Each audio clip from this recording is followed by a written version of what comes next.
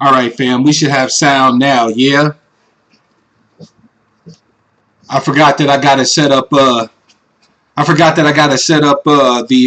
connection from the mixer to the PC, and I haven't done that yet. But we should have sound through the camera. Yeah. Peace, family. Happy Hump Day. You know what it is. It's your man Mark Black. Back at it again. Sound. I'm sick of the moves. Sick of all of that. But it's done. As you can see, kind of got me going from a new little setup here, right? And I hope that y'all bear with me while I finish all the setup. I'm gonna be changing the layout of the broadcast and the whole 9 yards, family. A lot of changes coming, but it's gonna be all for the good, as you well know. So before we get started, as usual, fam, make sure you hit them thumbs, whether it's the like or the hater button. If you haven't already shared, make sure you do so, fam. Shout yourself out in the chat. Remember, you can lurk, but I'd like to know you here so I can show you some love. Another thing I want to mention, if you haven't done so or haven't considered doing so, please support your black media. You know, consider becoming a patron of mine. I'm asking everybody to put $5 on it. But even $1 a month is appreciated and definitely go a long way to helping me to continue the stuff that I do for you. All right, fam. So today we're going to talk about the real white wealth, right? And the reason why I wanted to talk about this particular topic is because a lot of the time, fam, when we talk about the racial wealth gap, when we're talking about tangibles, we're talking about money, we're talking about land, we're talking about resources, right? You dig? By the way, before I even get started, let me go ahead and just do my thing as usual. Shout out to brother LaShawn's in the house. Black man, I see you, fam. Chad's in the house. My esteemed brother CRU, Reality in the house. Yep. And so remember, fam, if you're here, let me shout you out. But when we talk about the racial wealth gap, we're mentioning cash, bread, land, resources, etc. But fam, after thinking about it for a while and looking at some of the evidence, I realized that there is a wealth that our fellow white citizens have in this country that has been systematically denied to us. And this particular form of wealth is so powerful that even if we were to be cut the check, without this form of wealth being included as a part of our remediation, restoration, and repair, we may as well hang it up. That's how important this form of wealth is. So we're going to talk today about what constitutes the real white wealth. And as usual, I'm going to present you the evidence and let you decide for your damn selves whether or not Mark Black is on point or not. Our ancestors were chattel property here in this country from 1619 to 1865, 246 years. During that 246 years, as we all have well come to understand, America was built, right? There would be no America for anybody to come to without the blood, sweat, and tears being forced from the labor of our ancestors. May they rest. After their emancipation, after their freedom, which they were basically freed with nothing, we then spent roughly another 100 years under the auspices of what we now have referred to as Jim Crow. And under Jim Crow, of course, we had separate everything, but definitely not equal, right? We had separate schools, separate neighborhoods, separate everything, right? And because of that inequality, right, we started to push in the 1950s and 60s for more opportunities in this country, for this country to finally pay its due. And we saw some efforts toward that with the advent of the Civil Rights Act, the Voting Rights Act, and so on. Now, I want you to understand, fam. Peace, Brother Chris. I'm glad you stopped by to say hi, fam. Glad to see you. I want you to understand, fam, that this form of wealth that I'm going to be discussing today is a form of wealth that even the poorest, lowbrow, dirt farming, low class immigrant right straight off the banana boat has access to. And because of this form of wealth, even in spite of the fact that some of them may come here with very little, they can ultimately reach a point, if not parity, can at least gain a foothold. By the way, shout out to my brother Otis, aka Golden Jaguar Media. Happy Hump Day to you, fam. It's good to see you. Alma, I see you, sis. Love to you and peace to you. Fam, we have to understand that as important as it is for us to have access to cash, to land, to resources, it is just as important for us to have access to what has come to be known as social capital. Fam, the denial of access to actual tangible capital is rough. We're all seeing the results of that denial of access to this day. But I would argue, as your brother and one who loves you, that the worst aspect of the denial to access to capital hasn't just been access to bread, access to loans, access to land, and so on and so forth. It has been the systematic denial of access to the social structures, the political structures, the systems in place that create the ties that bind between peoples, that allow for the expansion of trade, opportunities, and so on and so forth. I would argue, just like our sister Yvette Carnell does, that the true crime, the true ongoing tragedy that we face as ADOS isn't necessarily the lack of hard capital.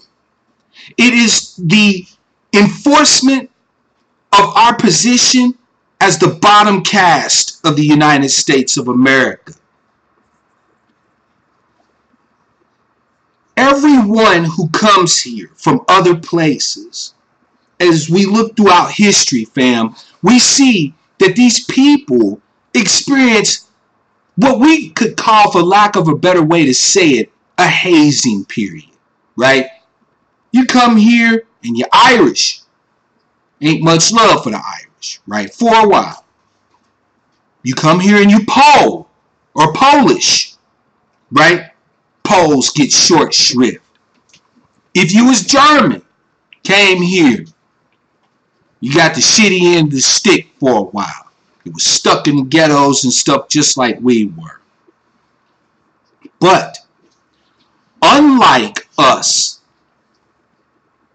the Irish, the Poles, the Germans, and other white immigrants were not consigned automatically by dint of historical consequences to be the bottom caste, to be the ones that eat the failure. And so ultimately, even though they went through a period of hazing, even though they went through, some bullshit, for lack of a better way to say it, they were ultimately able to access whiteness and thus become white, right? We saw in the review of the book, How the Irish Became White, exactly how that process played out. For those of you who may not read the book, you can see elements of it in the movie The Gangs of New York. You saw how the Irish were first shit on by the so-called natives, right? But as they started to gain bodies and numbers on the ground, as they started becoming a part of the systems, of the structures, right? They went from being in gangs like the Dead Rabbits to being the police, to being the fire people, the firemen, right? And so on and so forth. as they gained access to the social structures, they were then able to gain access to the capital base and thus take advantage of whiteness. We have to understand, fam, that whiteness and blackness are not colors. They are statuses, right? I mean, yes, I am black. You are too, right? And white folks are white folks. But barring the skin color piece, those delineate clear status lines, clear points of access into the social structures of the United States of America. When you are white, you have access to the social structure unfettered, right? Unfettered. You can go from point A to point B to point C with no roadblocks, no hindrances, no historical anchors around your neck, no family that you might be dragging behind you, and so on and so forth. You can be seen as an individual actor, empowered to control your own fate. Meanwhile, if you're an American citizen that is assigned to the status of blackness, you are the permanent outcast, the ones that no matter what, no matter how anyone prospers, no matter how maneuvers occur, you are slated to be at the bottom. When we talk about the need for the remediation, the restoration, and the repair of the American descendants of slavery, I do not believe that we stress enough how important it is that the actual structures around us change. It is not enough, fam. And don't get me wrong. You know Mark Black is all for cutting the check. Cut the check, all right? However, along with cutting the check, the very systems under which America is organized, the very structures under which the average American operates, we have to have access to those too, right? You remember, fam, those of you who are Xers, how when we was coming up, there was all these references to the first black, right? The first black astronaut, the first black PhD at this institution, the first, right? The firsts. And our generation really vibed on that because we, as we got older, we heard from the our boomer forebears and the greatest generation forebears just how bad it was under Jim Crow, just how messed up it was during the civil rights movement and so on and so forth, right? So to see all these firsts, I believe truly that that is what has allowed a lot of Xers to think that we're progressing more than we actually are, right? It was these few token firsts that worked to convince Xers that our situation was actually getting better, instead of us actually understanding that unless we all have access to these structures, then it doesn't matter that one or two or a few have access. And because we didn't see that the tokenism represented the continued denial of access to the systems that constitute the United States of America, we became complacent. We thought that we were in some sort of post-racial paradise. And you've seen the effects of that since the 80s, the 90s, the 2000s, and the 2010s. Barack Obama would never have been able to be elected into office if we actually understood the truth of what was truly being denied us, not just monetarily or economically, but what was truly being denied us politically, socially, right?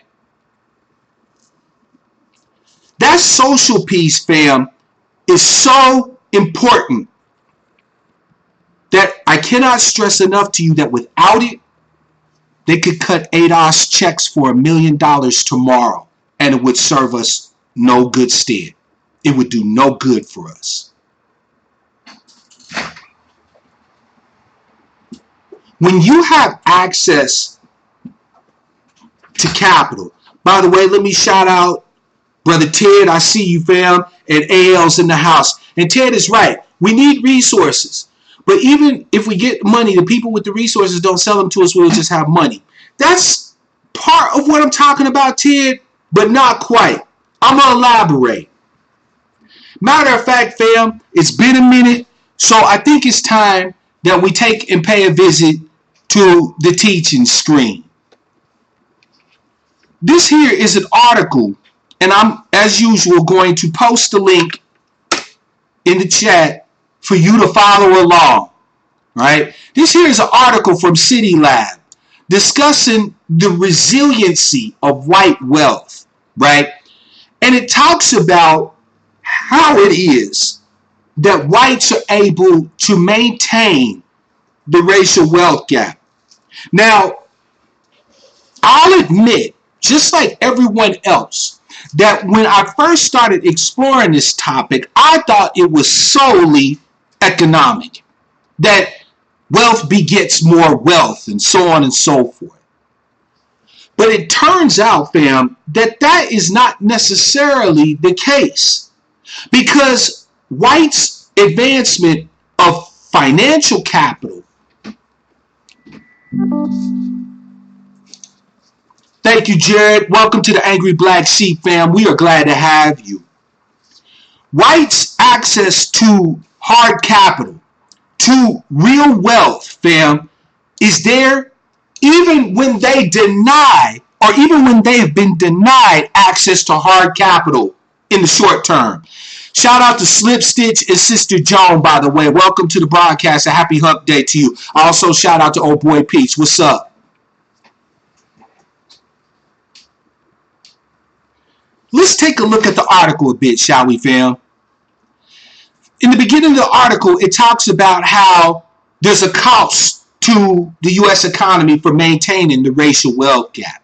Now, granted, it doesn't cost America enough, which is why the racial wealth gap continues to persist, but there is a cost, and it talks about that, right? And it talks about some of the progress that we have allegedly made and so on and so forth. It still makes clear that we face systematic and cumulative barriers on the road to wealth building due to discrimination, poverty, and a shortage of social connections, right? Notice what is said there. Discrimination, poverty, and a shortage of social connections. Two of those things have nothing to do with money. Are you understanding what this report is saying? Two of the major barriers that have to do with maintaining the racial wealth gap in this country have nothing to do with actual bread. Poverty plays a role, right? Multi-generational, intergenerational poverty plays a role in where we are as ADOS people, without a doubt. But discrimination is a social aspect, right? Lack of access to social networks is a social aspect. Two of the three major barriers that we face in closing the racial wealth gap have nothing to do with bread and have everything to do with people. And we need to understand this. Because if you understand this, even in a very general, kind of gut level, visceral sense, it explains a lot of the behaviors that you see, not just from, so-called, soft racist, liberal white folks, but also from a lot of ADOS black folk. Respectability politics, as we have come to call this idea that if we only dress certain ways, act certain ways, speak certain ways, these things are a direct result of the fact that we have seen collectively that In order for us to maintain any degree of financial capital, we have to have access to a social capital. You feel me? Right? We make fun very often of ADOS people who code switch or, perpetrate a fraud. We call them coons and so on and so forth, right? But if you actually understand the reality of what our situation is, you come to see that while that behavior is absolutely repugnant, it is more survival behavior than any other behavior we've been practicing. When you come to understand the reality of where we actually are in the social hierarchy of the United States of America, you would come to see that anybody who's out there butt dancing, butter biscuit chasing, and so on and so forth is absolutely doing what is survival behavior. It is adaptive behavior. And we can find it as repugnant as we like. But until we understand why this behavior or what is driving that behavior, we can't do anything to change it. We have seen the advent and the fall of what has become known as affirmative action. Affirmative action came from a phrase used by Justice Thurgood Marshall to describe a process of government where the actions taken to ameliorate the historical and current disadvantages socially that ADOS people have faced has to be proactive. It has to be affirmative. It is not enough to just simply pass a law and say, well, we got that done. Everything's all good. No. The government had to be and is required to be proactive in its ensconcing us in the place that we deserve to be as ADOS people. But what we have seen over the last 30, 40, 50 years is that rather than making sure that we proactively, affirmatively, were lifted up to the social place in the hierarchy where we belong as the foundational citizens of this country, we have watched as affirmative action was watered down to the point where now everybody qualifies for it, which means it has no value to us as ADOS. Because when everybody in this country is standing on our chests, then putting a platform underneath everybody to lift everybody up only ensures that we're higher up off the ground as they're stepping on our chests. It changes nothing about our essential position in society at large. I know y'all feeling me, fam. I know y'all feeling me. Let's take a look further at the article here. Here's some information that shows the benefits to the United States for closing the racial wealth gap. But here's the thing to note. The ultimate issue with the racial wealth gap isn't the fact that we're broke. Poverty is a thing that needs to be dealt with ADOS people, right? It needs to be addressed, no doubt. However, until and unless we have a come to Jesus moment with the United States of America, forcing America across the board to place us in the positions of citizenship that we not only deserve, but have earned, that we have paid the blood price for. No matter the shifts in the economic aspects of ADOS folk, we will ultimately find ourselves right back where we are. There was a report that was done that I wanted to highlight here. Let me highlight this for you. I actually had a chance to read this report, so I would strongly recommend that you click the link to this article in the chat, read it for yourself. The intergenerational effects of a large wealth shock, white Southerners after the Civil War. This report, this study, shows that even with Sherman's scorched earth policy, right? Sherman decimated the South, fam. I cannot even stress this to you. Everywhere the Union Army went under Sherman, the South burned. Richmond burned. Charleston burned. Atlanta burned. Massive amounts of actual tangible capital wealth of the white slaveholding class in the South was simply wiped away, destroyed. They lost complete access to it. All right? So at the end of the Civil War, if you were a member of the slaveholder class, you took a bath. You lost your ass if you did not lose your life. Now, why is that important to note?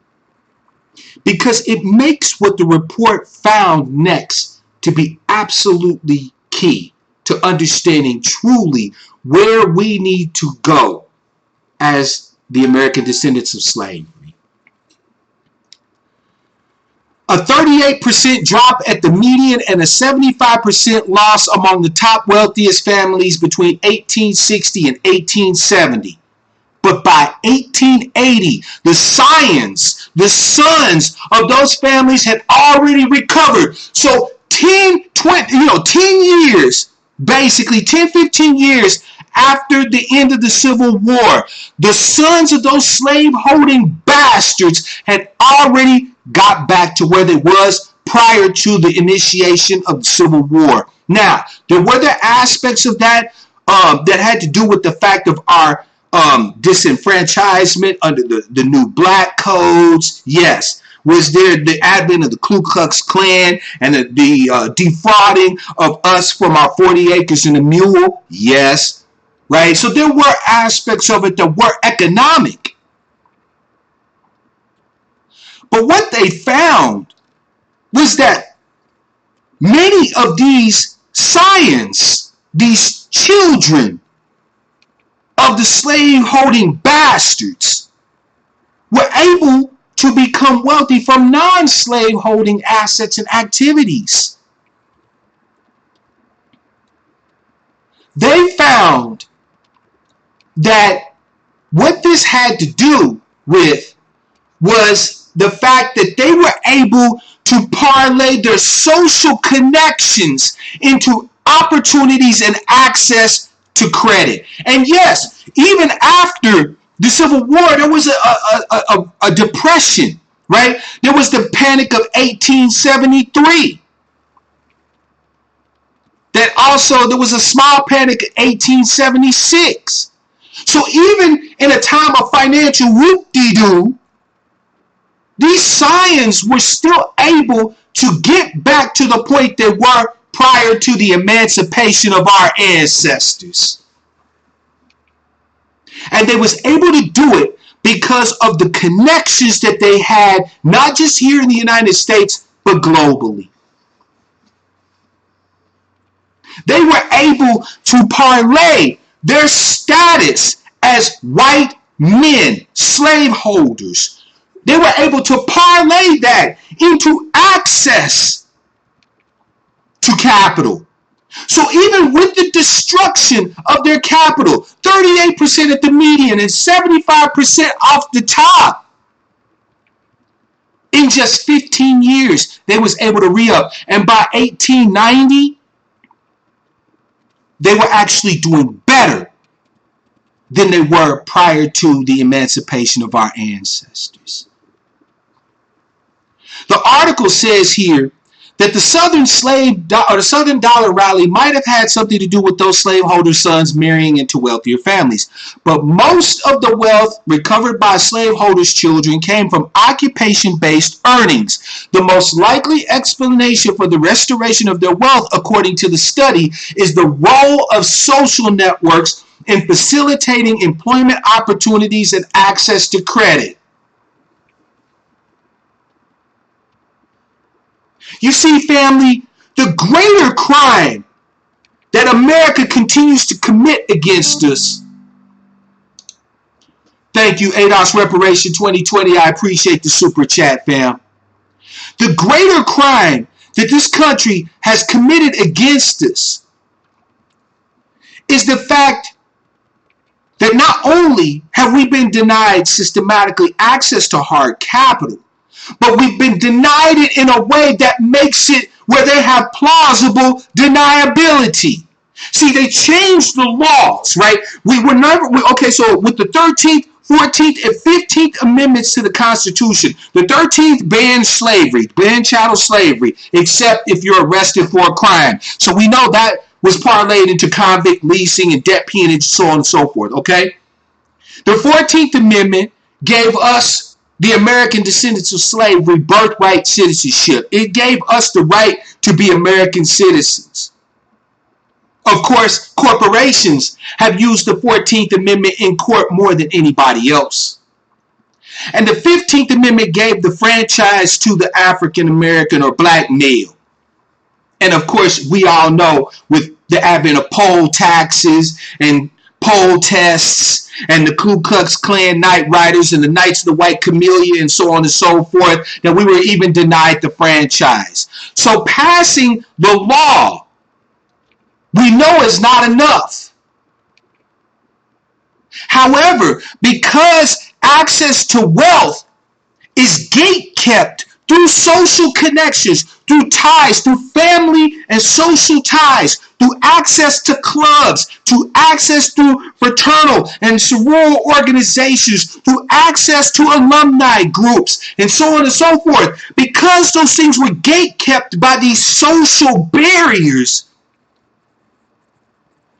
white America has been able to say, well, ADOS people have the same access to capital as everybody else does. Look at the law. Without telling the truth of the matter, that without access to their social organizations, without access to their fraternal organizations, and so on and so forth, it may as well have been that they didn't pass the law in the first place for all of the effect that it has had on our access to actual capital as ADOS.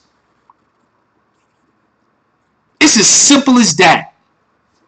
These Southern whites, primarily slaveholders, but Southern whites in general, were able to take advantage of their fraternal organizations such as the Freemasons or church organizations and things like that. So even if they fell off, they was able to get access to capital. By the way, fam, this is not news to us. Shout out, by the way, to my brother Andre Jones. Happy Hump Day to you. My elder brother BGS is in the house. Shout out to you, sir. John Anderson, shout out to you. And Shatera, shout out to you as well.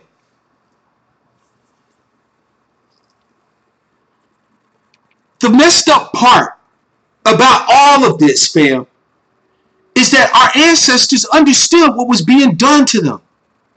Everybody tries to come off like our ancestors just were absolutely clueless. That they were just flotsam and jetsam, being cast upon the waves of what constitutes the United States of America. No, our ancestors clearly understood the power of social connections. The African Methodist Episcopal Church, at its core, was an attempt to utilize mutual aid and social connections for the uplift of the American descendants of slavery. The Prince Hall Masonic Lodge, being the only black Masonic organization with a grand charter from the Grand Lodge of England, from London, right, was another attempt at us creating social structures that would allow us to be able to develop access to capital. Our ancestors understood that without access to people, you can't get access to capital, no matter what the fuck the law says.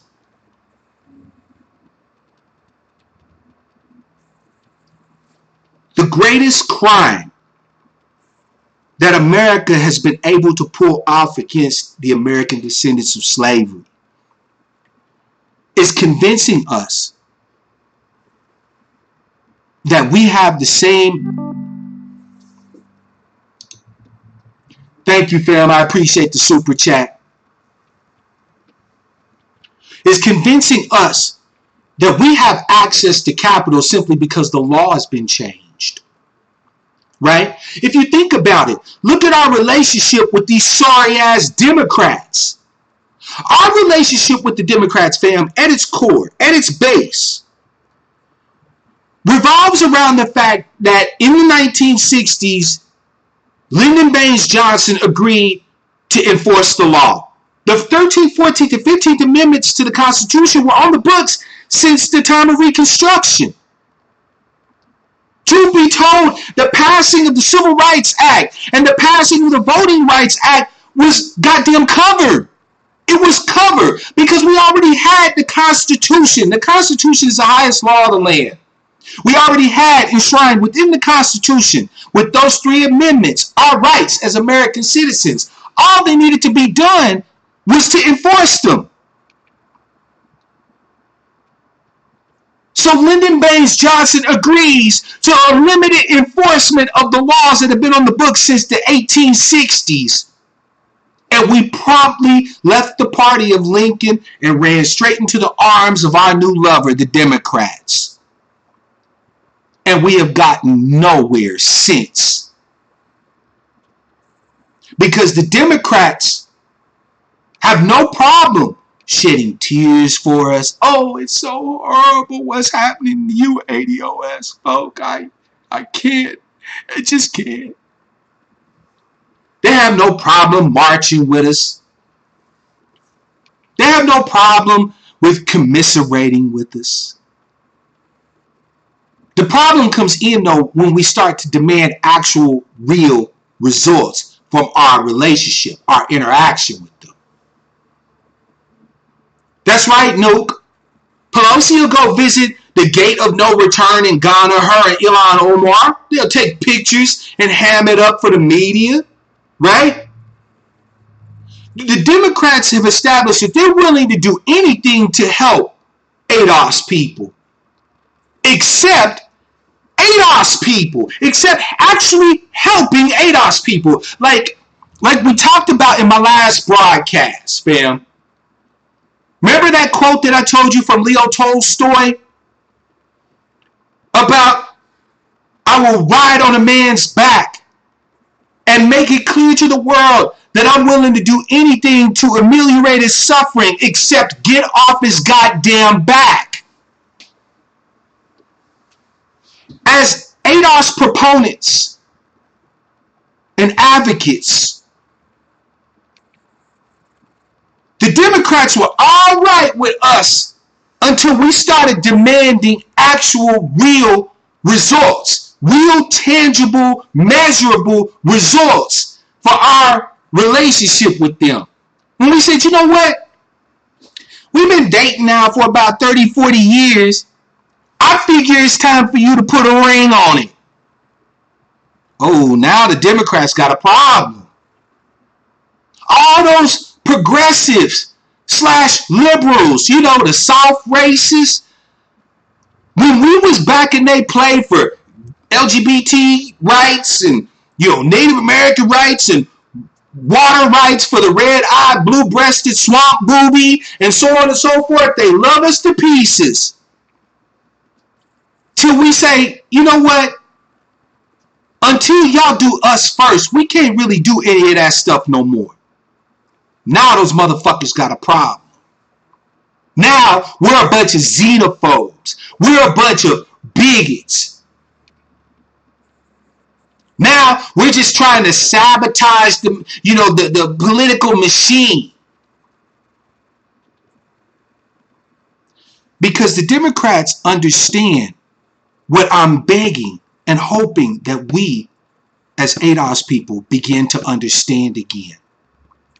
Is that as long as they control access to the social connections in America, as long as they can maintain the ethnic hierarchy of ADOS as the bottom feeders, the bottom caste, the ones that eat the failure, as long as they can maintain that, everything else is all good.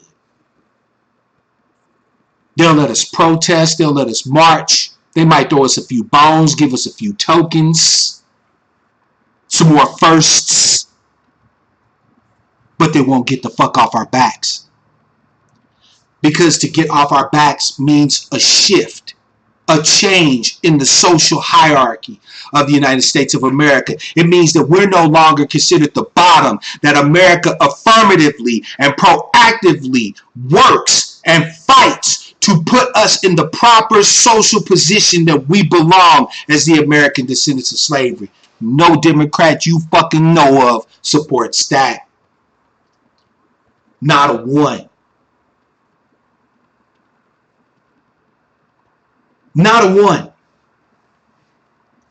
Fam, don't you find it ironic that here we are? By the way, shout out to Alma, shout out to Nuke and Sister Christine. What's up, family? Happy Hump Day to y'all. Welcome to the broadcast. Don't y'all find it ironic, fam, that in this bastard Bernard Sanders, that we're having to deal with a jumped up Johnny-come-lately immigrant to demand the due that is owed to us? Don't you find that ironic at times, fam? Like, regardless of your personal animus or lack thereof for Bernard Sanders, I think the thing that galls me to no end, the thing that just gets my goddamn goat, is that he just got here. In the grand scheme of the history of the United States of America, Bernard Sanders just got here yesterday. This motherfucker just showed up on the scene. But we're having to sit here and have any level of discussion with him about the deliverance of our just due. The shit sickens the hell out of me. We got to deal with second generation gatekeepers like Sheila Jackson Lee. Why? Why? Why should we, the foundational black Americans, right, the American descendants of slavery, have to have any conversation with bastards who just got here about what is our just due?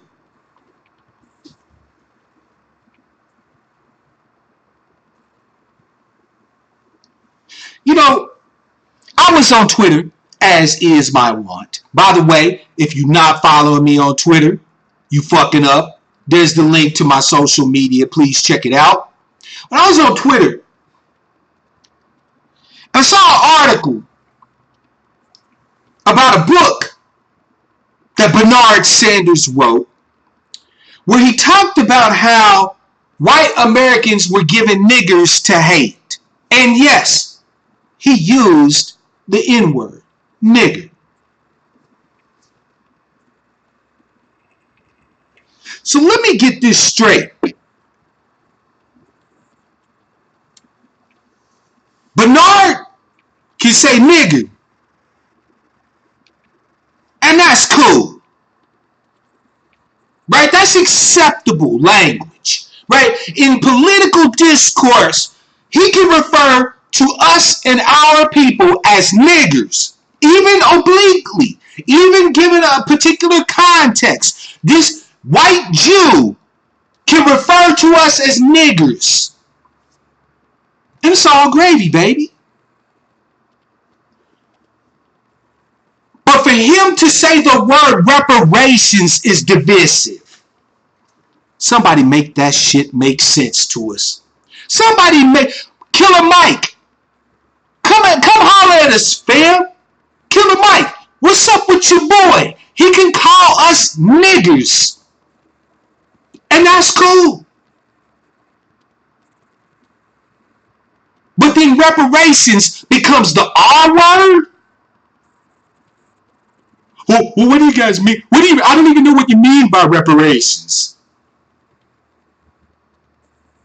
Fam, Nina, Bree, Killer Mike, as far as I'm concerned, the motherfuckers can stay where they at. I'm not even claiming them no more. Nina Turner, done. Killer Mike, canceled. Bree, canceled. All of them. If you're affiliated with Bernard Sanders, a man who has clearly stated that unless he can do it for everybody, he ain't doing shit for you, and you think that's cool, knowing our unique lineage, our unique heritage, and our unique position in this country, you a sellout. You ain't worth a damn thing to us. How did Nina Turner become this amazing political figure when she supposedly either is too damn stupid or too willfully ignorant to understand the danger that a man like Bernard Sanders poses to the American descendants of slavery? How the hell am I supposed to have respect for her? How am I supposed to have respect for Killer Mike when this man keeps coming out consistently against what is clearly in me and my people's best interests? And he does it with impunity. As I stated, fam, this motherfucker wrote a book and called us niggas. Told us that America was giving niggas to hate. That's cool. Oh, because remember, it's all about context. You know, you can't just say Bernie's a racist. It's all about context. Bullshit. I don't give a fuck if your ass is 8 to 80, blind, crippled, and crazy. As a white person, you understand at least since, 1980, that maybe saying nigga even in publications ain't cool.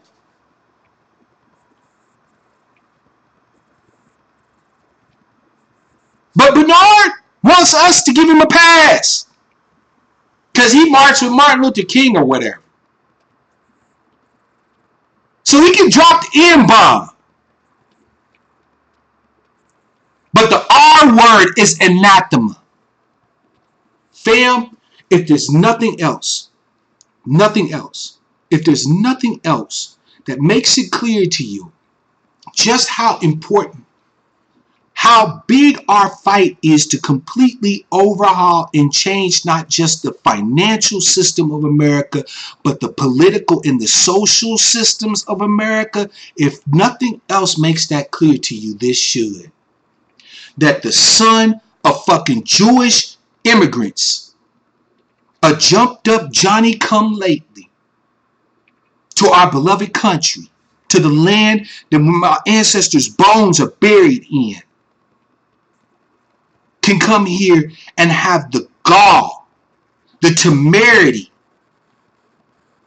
the absolute cojones, the nuts, to disrespect us about what is due us.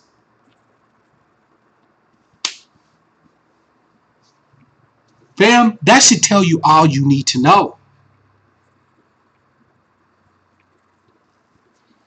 I'm Black Outcast on Twitter.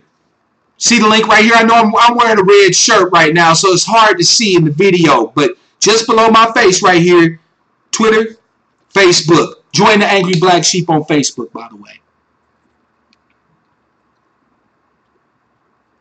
Fam, the house cleaning proceeds apace, right? Nina Turner is Bernard Sanders, one of Bernard Sanders' political consultants and a real popular Democratic operative, fam.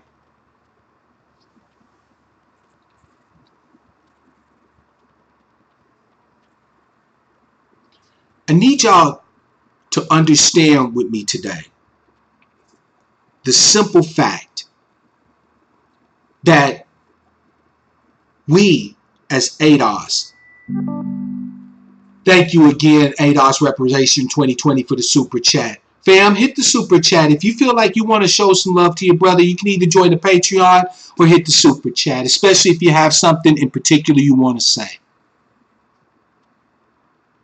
I need you to understand with me one important thing. At the end of the day, our fight cannot just be about the bread. The bread's important. They need to cut the check. It's owed to us. It's the debt. The debt is the debt. But this thing, fam, is so much bigger than just the check. It is time for us, the children of the impossible, the descendants of the most hated, the ones that America tried to break. It is time for us to be lifted up to where we belong in this hierarchy. We should not have to answer to any jumped up Johnny-come-lately immigrants. We should not have to answer to anybody who ain't understanding or cognizant or aware or a part of the history, the rich and painful history that we've established here in this country. Fuck Bernard Sanders.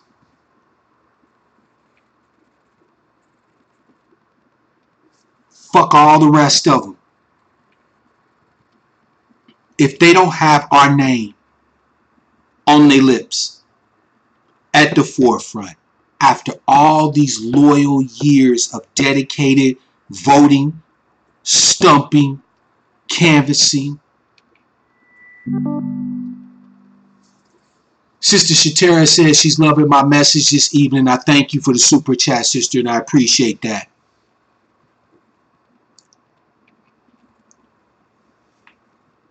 If they're not speaking about the need for a black agenda, which constitutes not only reparations, but the transformation of all of the economic, political, and social systems in America that serve to keep the American descendants of slavery as the bottom caste, they're not talking about that. They ain't saying shit to us. I don't care what they are. I don't care where they are. I don't care when they speak. We got brothers like Jamion Fowler, who is traveling all over the country, putting mics in faces, getting these bastards on record that they don't support us. So in 2020, there should be no fucking surprises. We should know already who it is, who's who, what's what, who shot John, where the bodies are buried. So come 2020, there should not be any fucking surprises when Trump gets another 4 years. Should not shock anybody. Should not shock anybody. I don't want to see one 80-ass face with tears on the top of, oh God, another 4 years of Trump. You know what it is. Politics is an exchange. And so far, with the exception of the inestimable Marianne Williamson, ain't nobody saying shit that we want to hear.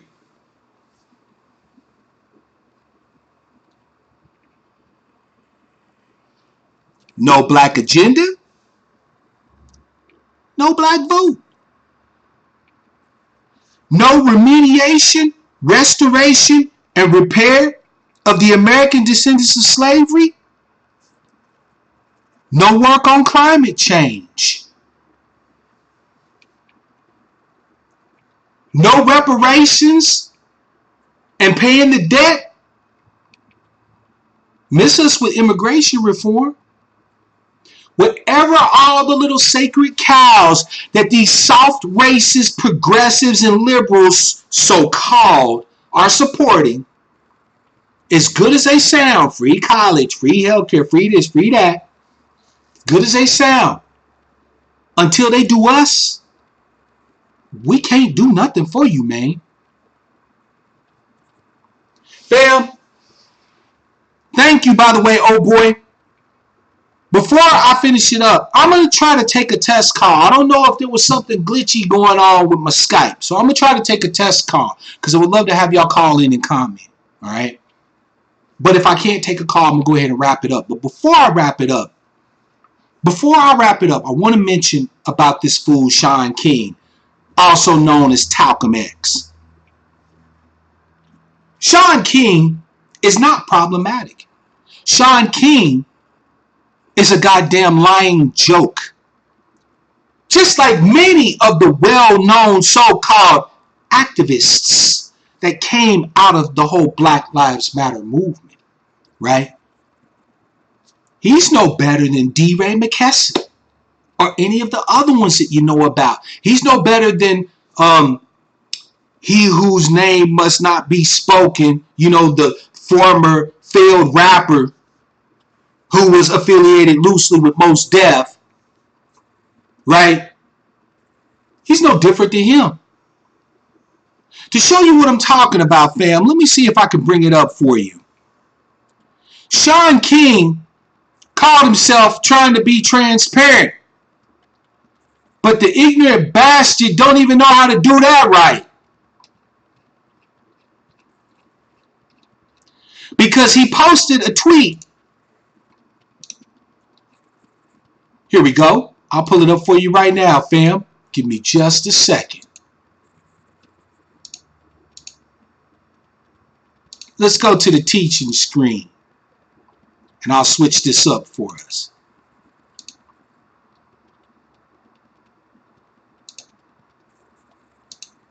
There we go. Here's the tweet. A 7-person expert review board inspected every penny, including the past 5 years of my tax returns. Their 72-page report. Right? Now, fam, I want you to take a look at this, right? Let's hit this up. See if we can blow up this picture a little bit. Right? I don't think I can. I think that just opened up the link to the article, whatever the case may be, to the report. And when you look at it, there's a lot of stuff here.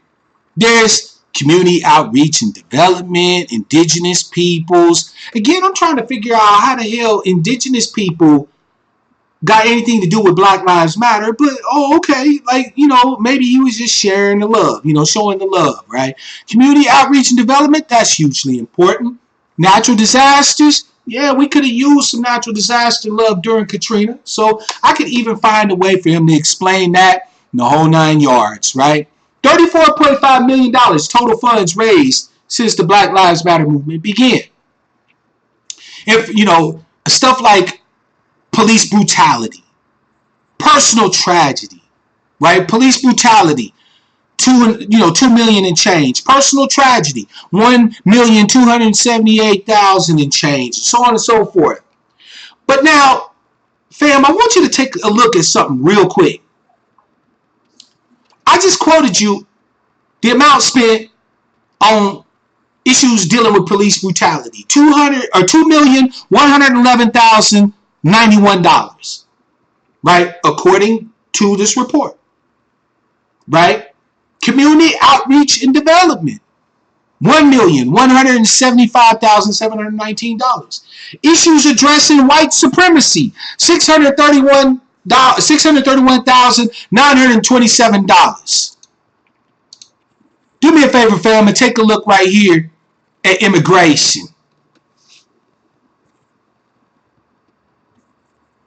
$34.5 million raised since the Black Lives Matter movement began.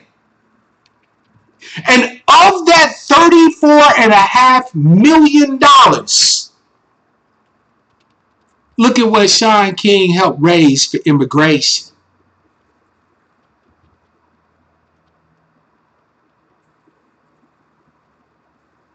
$20 million of funding to go towards programs addressing immigration. $35 million. You might as well call it $35 million. 35.5. And 2/3 of the bread went to motherfucking immigrants. You can't make this shit up, fam. This isn't me. This isn't me, defaming him. This isn't me slandering the man's character. This was the motherfucker who put the evidence out himself. And meanwhile, how are they raising this bread, you ask? Let me tell you how they're raising this bread. They're raising this bread off of the bodies of Mike Brown, Tamir Rice, Philando Castile, Alton Sterling. They're raising this money off of, Botham Jean and motherfucking Walter Scott. This motherfucker is using the murders of our people to fundraise for immigrants.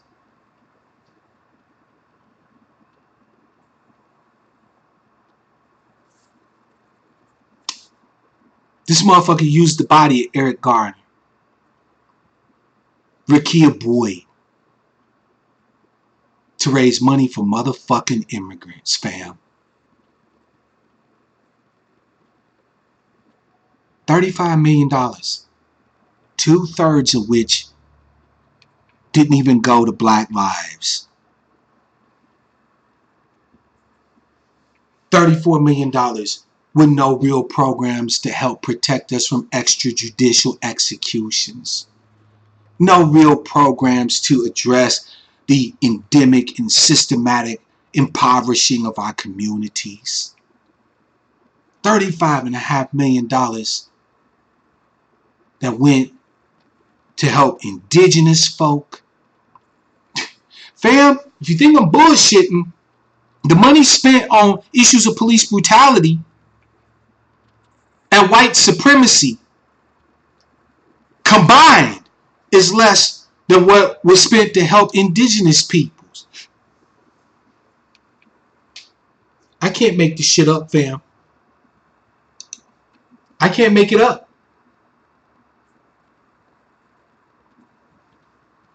As ADOS, we need to be checking IDs.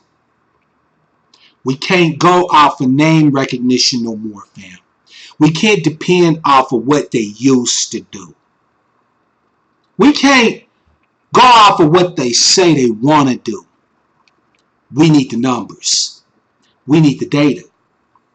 And we then need to act accordingly. Shaun King is a racial grifter. And I'm sorry, I still think he's a white man. There's some people that say they got evidence that he ain't a white man. That motherfucker look white to me. And even if he ain't white, he act white. Because one thing America has always done and done well is profited off of black pain. I would argue that anybody, whether they black as the ace of spades or white as talcum powder, if you profited off of black pain, you white. And it's as simple as that. It's as simple as that. Fam, we need to publicize this shit. We need to let people know what the hell these people are doing. But more importantly, fam, we need to clean house. There are no sacred cows to ADOS. The only thing sacred to us is our ancestors. Everybody else, anybody else can get fire, shade, and smoke. Nobody's sacred. I don't give a damn what name you carrying. And I don't give a damn how long you carried it for. The moment you step out of line and you get off code and you grift on us and you use our tragedy as the lifeblood and the fuel for the rise of other groups, you are anathema to us. You are anathema to us. Shaun King is anathema. He is dead to me. Not that I ever actually bigged him up. But after all the evidence that came out for years and years and years about how shady and crooked and how scammy and how sheepdogish Black Lives Matter really was for, sweeping everybody under LGBT umbrella and so on and so forth. All this shit that came out. that so many of you defended these bastards for. This right here should end all of that. They took your energy, time, efforts, and bread, and they gave it to indigenous, to Indians, or whoever the fuck it is, and to immigrants. Just like white folks.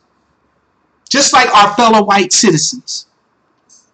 Profiting off of our pain from generation to generation to generation. These bastards are anathema to us. Done. Fiend. Finis. Over with. Canceled. Whatever the hell you want to call it.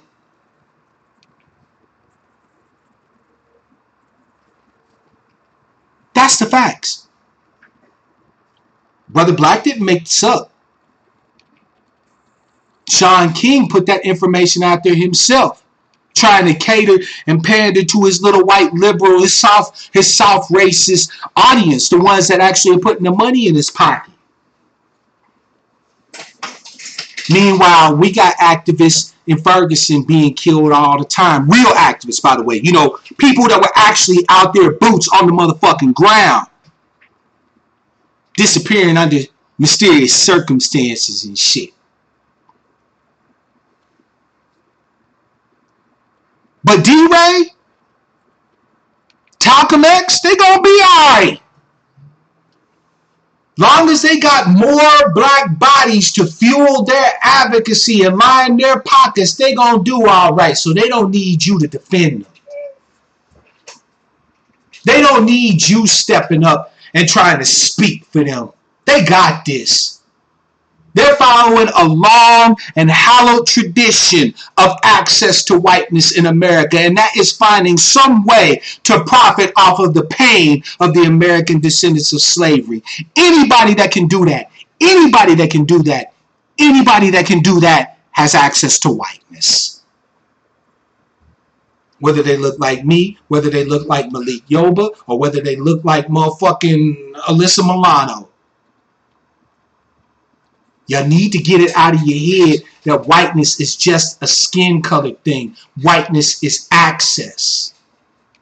Whiteness is access. It's social access and a spot, a good spot in the social hierarchy. Whiteness means you don't eat the failure. That even if you come here fresh off of the banana boat, not even speaking the fucking language, and without a penny in your pocket and only a suitcase in your hand, that over time you can get access to the capital you need to have a place to stand under the American sun.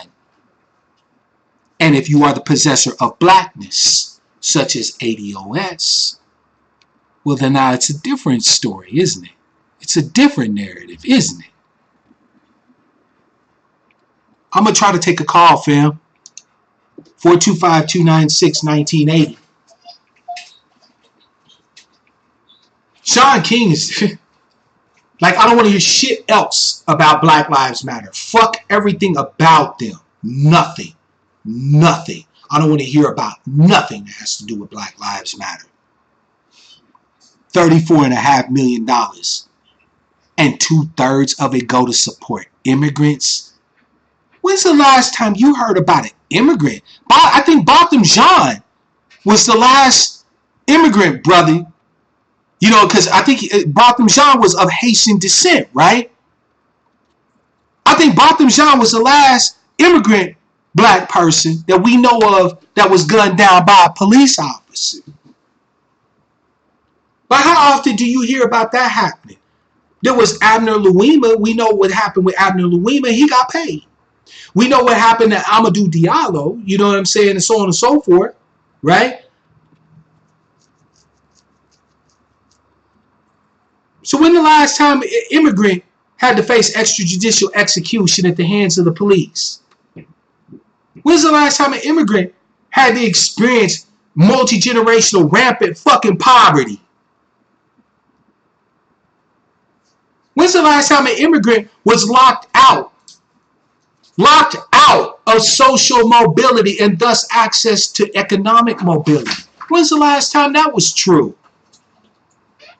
But $34.5 million of your hard-earned time, effort, money, resources went to go help them and not you. But we supposed to big them up.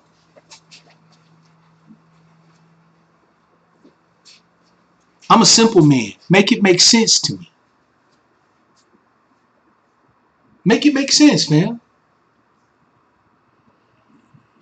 425-296-1980. I want to hear what y'all got to say. I try to make a call. Hopefully we'll be able to get the audio. I know I've been working on a few different things or whatever, so if the audio doesn't come through, we'll go ahead and finish it up for the night. But I'd like to try to see if everything is straight.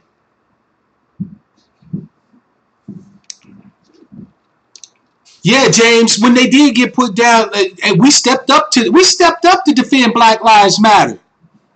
ADOS was on board with Black Lives Matter, 100%. Here we go, 804. It's your man Mark Black. What's your name? Where you calling from? What's on your mind? Fam, can you hear me? You can hear me, but I can't hear you. Damn it. Okay, sorry about that, fam. I'm going to have to work on a new phone system because I want y'all to be able to call in. I'll be damned if I sit up here and talk to y'all for an hour and not give y'all a chance to respond. So I'm definitely going to work on that for you, fam. That's another reason why I appreciate the love and support. This gives me the opportunity to develop the capital, the resources I need to be able to expand the program, to do it the way I need to do it for you. So, fam, thank you all. Sister Yvette will be broadcasting tonight, so please make sure you tune in and check her out, right? The Mac is back. As you can see, the move is completed. Nice little new setup. I will have, hopefully, the audio straight come Sucker Free Saturday, right? But we're going to talk about it. We're going to keep talking about it, fam. ADOS is not done by a long shot, and I need y'all to understand that. There's some basic principles that we got to get behind. One, we got our lineage, our heritage makes us unique, and it makes us mighty. If you can't ride with that, then I don't know what you can ride with. And another thing is that economics is only part of the issue. We can't keep getting buffaloed by aspirational dreams of bullshit that says that if we just have enough money, all our problems will go away. No. I'm going to try one more time. Hey, caller, 804, it's your man Mark Black. What's your name? Where you calling from? What's on your mind?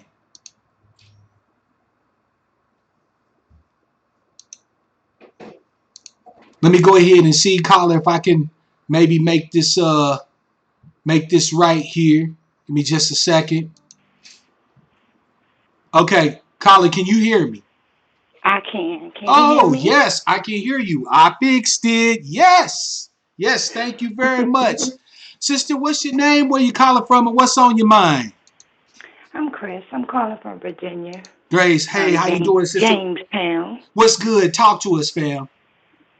Yeah, I wanted to talk about the guy from Black Lives Matter. Go ahead, sister. I'm listening. I mean, really, y'all, if any black person is still giving money, because I'm going to be honest, I did. I donated money that I didn't even have, right? Sister, don't feel bad. You're not the only one. A descendant of a slave, we live check to check. Ain't no, extraness. You know what I mean? Yeah, absolutely. So we donated to him. I feel like I want my damn money back. You know what, sister? I wish you could get your money back, but in lieu of that, I would just like to see this bastard shuffled off the stage, never to grace us with his alabaster-like presence again. You know what I mean? I want him and every one of his ilk to not have a foothold and a place to stand. Nuke, she's talking about Sean King, right? The sister's saying that she gave money to support Black Lives Matter and she wants her money back. But then another part of me is basically like, you know what? I'm glad the enemy is being revealed. Like, this is a blessing to us. Whether we want to, it's messed up. It's so dirty, to be confronted with your enemy once you know who it is, right? but it's also a blessing. That's You know what I right. mean? So Absolutely. I'm going to take it with a grain of salt, and now I'm just going to spread the word. So all the people I'm connected to Hmm. that also gave, they're going to know. Absolutely. They're going to Sister, we know. got to do our due diligence. See, as ADOS, the thing that we need to understand is that ADOS, the American Descendants of Slavery thing, is not just a hashtag. I look at it as these glasses I got on my face, right? They're a lens through which I can frame my whole worldview. You feel me? Right? Yeah. As the American Descendants of Slavery, we have an opportunity through accessing and cleaving to our lineage, our heritage, our unique position in this country to see how we are able or how we're supposed to maneuver this space. We have a story that frames how we're supposed to operate. One of the biggest things, sister, that we've been told as ADOS is that we don't have a history, right? That we don't have Shit. any type of lineage or heritage, right? That we need to look back to Africa if we want anything resembling what we're supposed to be cleaving to or follow. Well, ADOS has come to tell us that that's bullshit. That we have a long and rich history, not as Africans, but as Americans. We're as American as apple pie and baseball. And it's time that not only does America know it, but we know it. If All any right. This is American, our home. if yeah, this is our home. If any American has a right to anything, sister, it is us. Us first. I don't understand the big divide. Like, I support immigration. I do. I'm not anti immigration. I'm not anti Jewish. I'm not anti white people. I just believe cold heartedly after 400 years, you have to admit, come on, how long must we wait? How Facts. long must we be on the front end? That's How right. long must everybody else say, you know what, let us use your back to get up, and then once we get up, then everybody boat gonna lift up. I hear you. That is so. History has taught us that is the furthest thing from the truth. That's right. So And it ain't why gonna is it ain't it gonna so never hard for change us to unless we say, change. why is it so hard for me to say, well, right now I'm just not going to vote for anybody who is supporting the immigration? I mean, I've been doing the groundwork here Yeah. in Jamestown, okay? Mm-hmm. I'm in the mix of it. And they put on these fake little phony little shows and shit, and then they got immigrants. Listen, I was there. When Donald Trump did the speech Mm-hmm. in Jamestown, Yeah. do you know there were immigrants protesting the speech? Absolutely, sister. I talked about It that was on one of my so broadcasts. disrespectful. I had to leave because you don't play with Virginia police. Facts. My anger is, I can't play poker. Sister, I'm gonna So tell I you. could see me slapping one of them Marias. Did I'm you not gonna did say it you like it's like I'm anti-immigrant, but it was so disrespectful. sister, did you hear how Donald Trump described our ancestors? He called Yes. them, and I quote, sacred souls. Listen, I thought it was the most noble thing I've heard anybody say about slavery. You feel me? Ironically, From ironically, oh, but see, wait a minute though, sister. They want us to be on some anybody but Trump, anybody but Trump. But did but you ever that's hear not the Barack truth. Obama describe our ancestors as Never. sacred souls? Did you ever Never. hear Barack Obama talk about the contribution to the building of the nation that our ancestors provided this country? Hell no. So for My all those daughter folks was there. who try to tell My us that my Donald Trump is this racist, arch racist bastard, you're gonna have to come to me with more than that for me to have an my issue with him. my kid, okay, my child saw the immigrants and the dude who walked in with the sign and all of that.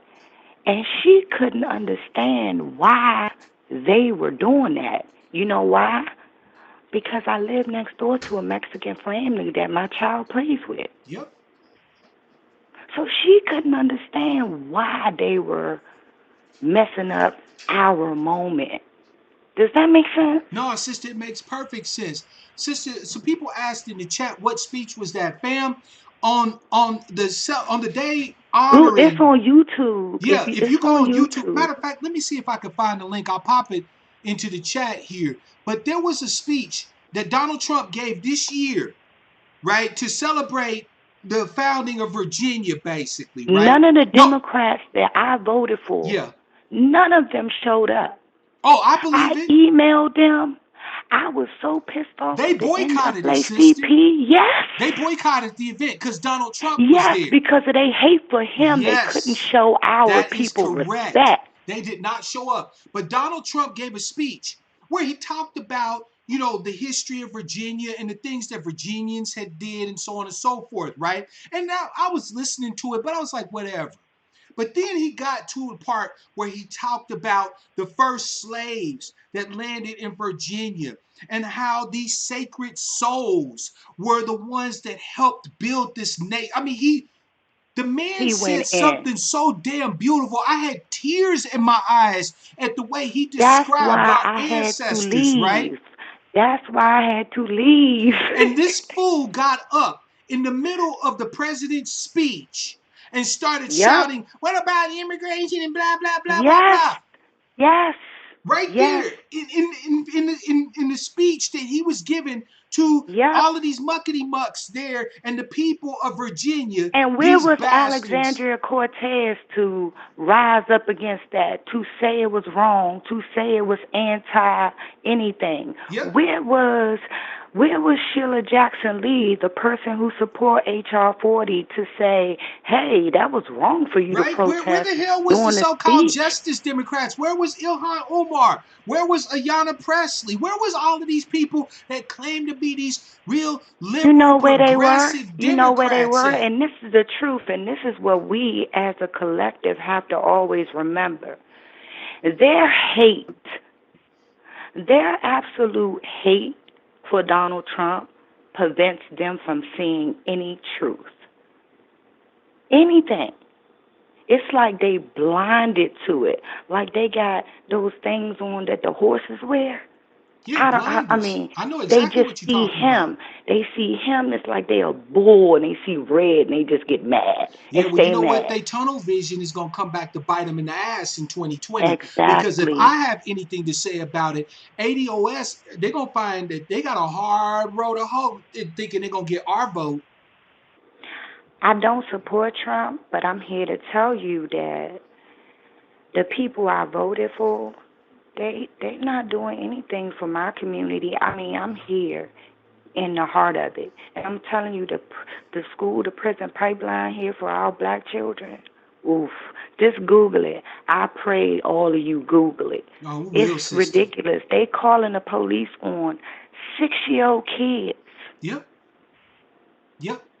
I'm not a fan of Donald Trump, but I'll be damned if I tell my people to alienate themselves from a man who, first of all, Donald Trump, during the 2016 election cycle, Donald Trump was the only politician, the only one, even on the Democratic side of the House, that actually detailed a black agenda.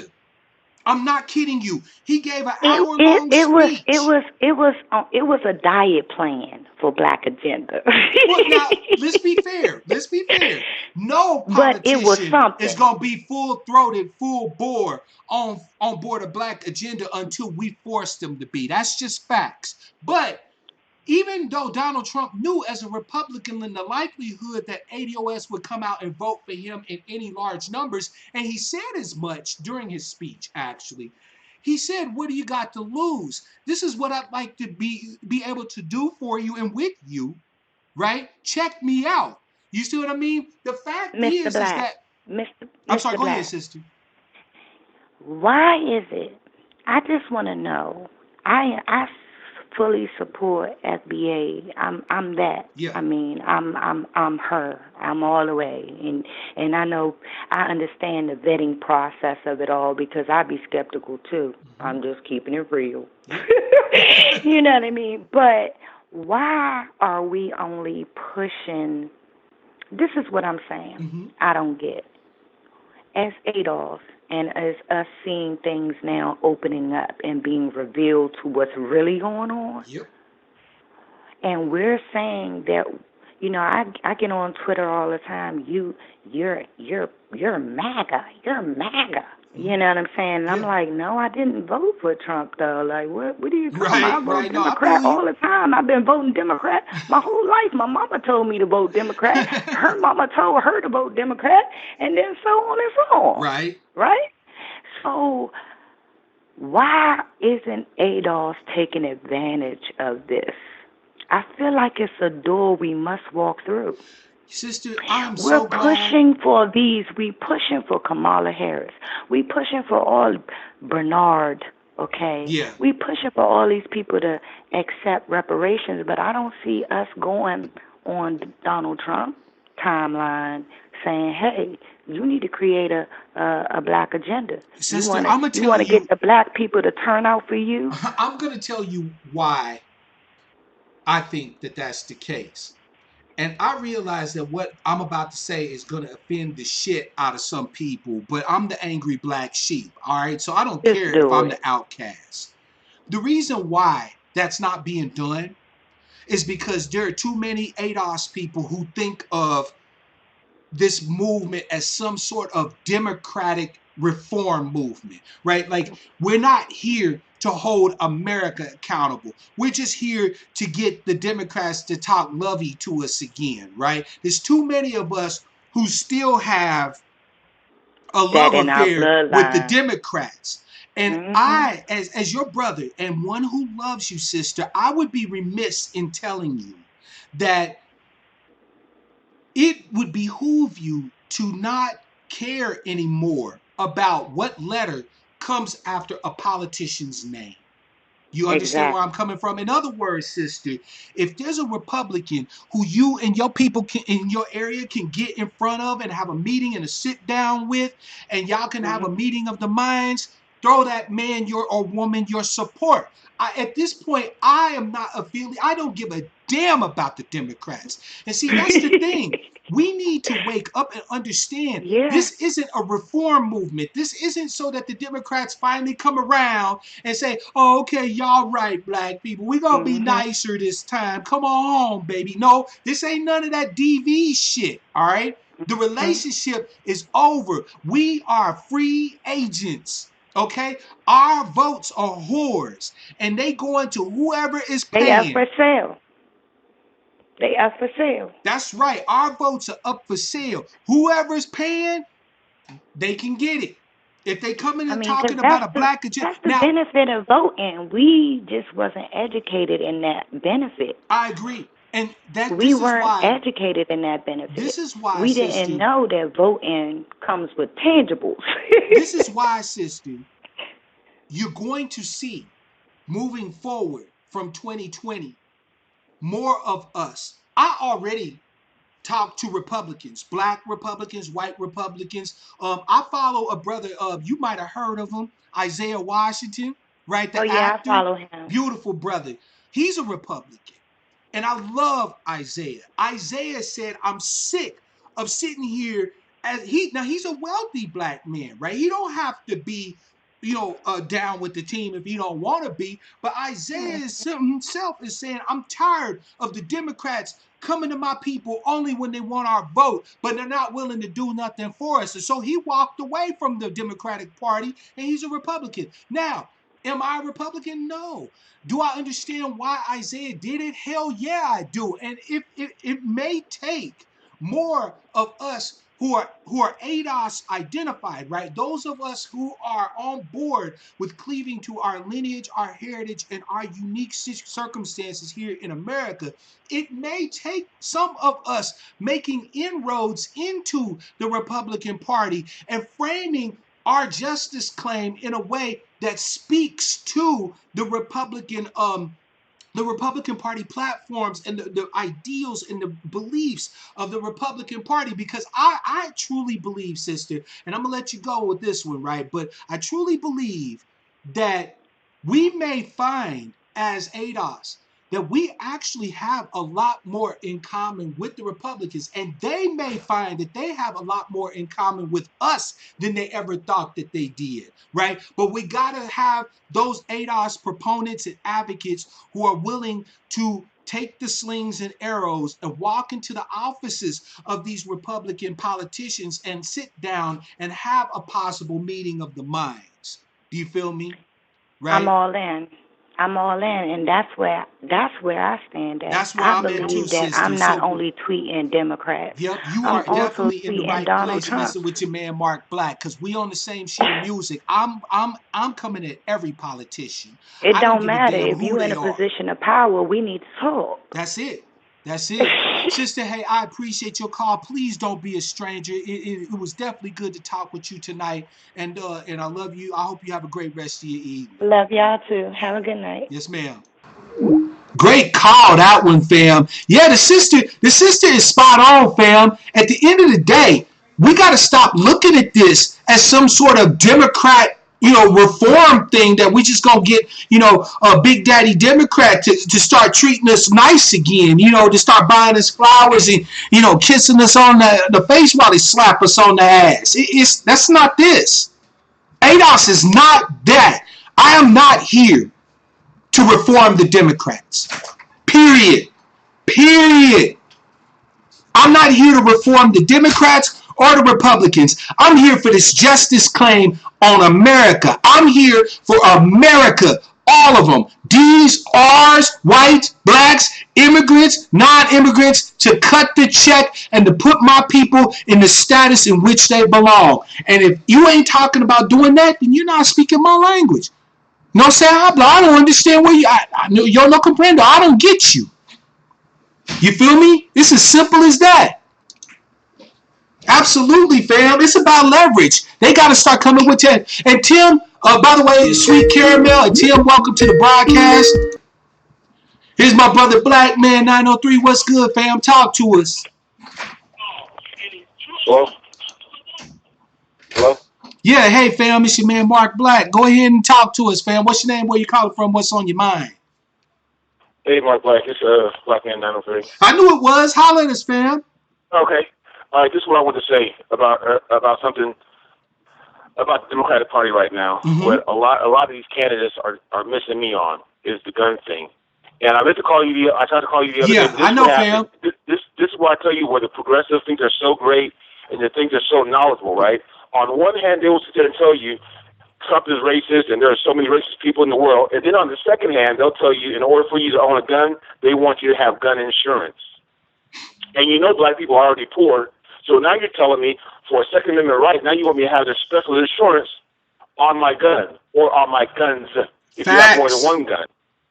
That's where they don't see that they're being elitist at that point. If anybody tells you in a gun debate, oh, they ought to just make the bullets so high that you can't afford them. Well, then again, there's going to be somebody going to be able to afford them, but they're going to be rich and white again. Black so man, again, we're locked out of a way to protect ourselves. Black man, let me tell you, fam, you already know where I stand on this. I follow our esteemed ancestress, Ida B. Wells. She said the Winchester rifle should have the place of honor in every black home to be able to provide for us the justice that America will not. You know what? We talk about having that common ground with Republicans.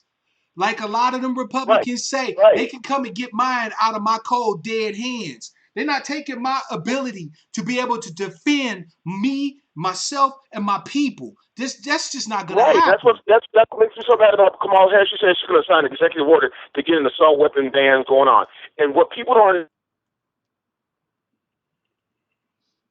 Fam, you still with us?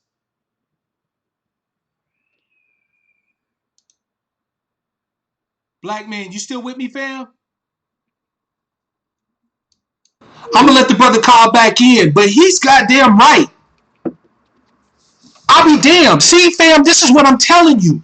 When you start getting out of the whole I need to be married to the D's, not to say that you should become an R, but you'll find that our options expand. See, as ADOS, we so used to having our options restricted. We can only do this. We can only support these people. We can only push for this cause at this time, under this fashion, with these circumstances. That when you have proponents and advocates who are telling you that it is time to look expansively, to open up the options available for our advocacy, we don't know how to deal with that.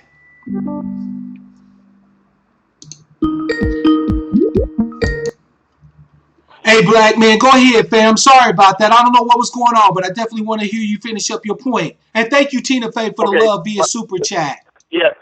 Okay, the last part about what I'm trying to sit there and say, don't let them fool you with the assault-style rifle thing, all right? It's a ploy, because all you're talking about is dressing at that point. That's the only thing it's made up of, is how the weapon is dressed. It's not because they say AR stands for assault rifle. No, it doesn't. It's Armalite. Don't let them fool you with that. Yeah. Don't let these so-called progressives and these Democrats fool you with the argument of we need more background checks and all that stuff. It's all a lie. I guarantee you, it's all a freaking lie. And so they sit there and say we want to do the next background check for everybody every time you buy a gun. If they did that, what are they going to give you with that? Are they going to sit there and say, okay, so once I do that background check, are you going to let me have my silencer the same day? Yep. What are you going to give me in return? Exactly. You're not getting anything in return. Don't fall for it, because you have enough background checks as it is. People just aren't doing them right, or people just aren't even signing up for them at all and still getting guns through other means. That's right. I don't know which other means they're doing them in, but for the everyday guy like me who is honest in his dealings and everything like that, all right, you're gonna fool around and hurt me, so I can't protect my family because you're scared of what Joey did. I'm gonna tell you, fam. Look, that's white folks' problem. I lived in the hood. It's not my problem. I lived in the hood for years, black man. I was on my mama's porch one day. Cat pulled up, jumped out the whip, said, "Hey, fam, what's good?" I'm like, "What's good, man?" He said, "Let me holler at you real quick."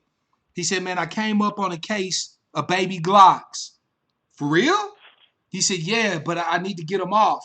He said, "You interested?" I'm like, "Well, maybe, but how much we talking?"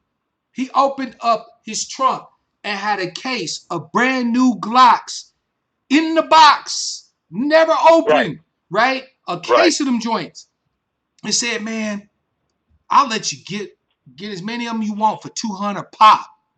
I walked away with a brand new baby Glock, right? Fresh in the box, only been test fired at the factory for $200. If criminals want to get guns, they're going to get guns. That's the point of my story. But that's what I'm saying. So don't put me under stigma that I have to have this certain type of gun insurance and all that kind of stuff in order for me to be legal. Because criminals ain't gonna do it. If the criminals are gonna partake in what I do legally. You know what I mean? Yeah. That's my whole problem with this. So please, I'm telling y'all, that right now, y'all think it's a joke right now. This is really no joke, because these Dems are not playing. They're talking about, I seen a guy in New York City because he had a magazine, just a magazine. There was nothing in his magazine, but because he was able to go 15 rounds, they took him to jail, and now he's a felon, and he was an ex-military guy. Yep. Up there in New York City, just because he had the magazine. They're going to California. They're confiscating people's guns and stuff like that. Yep. In California, I had a background check for the gun. And this is what's next for California. California's going to make it so every bullet is going to be labeled, right? Every box is going to be labeled. Those bullets have to match that box. Once you're out of ammo, they're going to want you to bring that box back and prove that you spent all that ammo so you can't have a stockpile. Yeah. Also inside of that, they're going to ration you to how many rounds you can have per month. Walmart has already said they're not even going to sell ammo anymore. You see what I'm saying? Yep. So they're already getting out. Of the game of ammo. Y'all may not believe it, but I'm going to tell you right now. The Second Amendment is really under attack right now. I've paid so close attention to this stuff, and you guys really got to pay attention to these people who are out here. Please, I promise you. I'm gonna tell you, black man.